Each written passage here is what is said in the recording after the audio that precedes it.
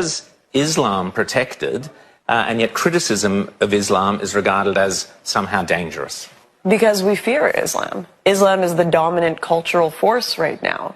Right now, the West has an identity crisis. We don't even know what our laws are going to be. We don't know what our values are. We've kind of rejected Christianity. We're erasing our statues, tearing our history down, changing our anthems like we have in Canada. We have an identity crisis.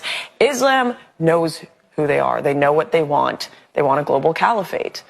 And so Islam is dominating the Western world. And right now, this is just an inkling of what the future is going to look like.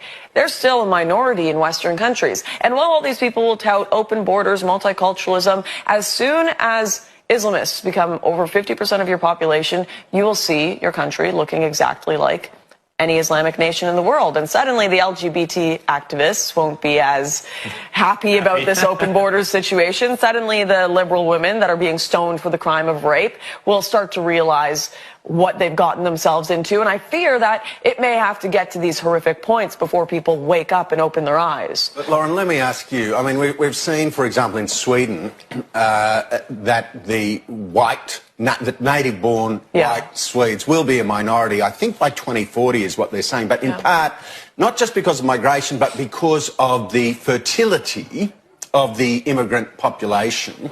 If a culture is simply much more fertile, then doesn't it deserve to inherit the earth?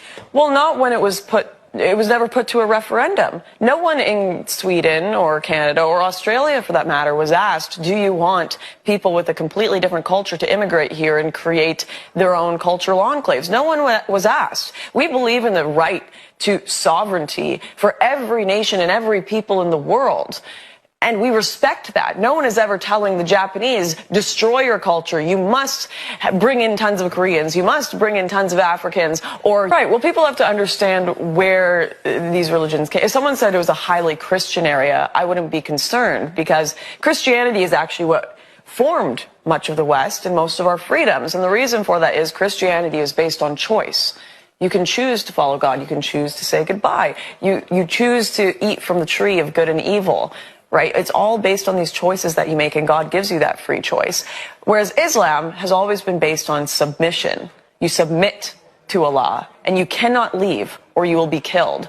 So is that a religion that is compatible with Western culture? No. And very well, have your faith. If everyone agrees with you and wants to live in a society under Sharia law, have that. But there was never a referendum here in Australia to bring that here. It was enforced and imposed on us by a small group of elites, as it has been all over much of the Western world.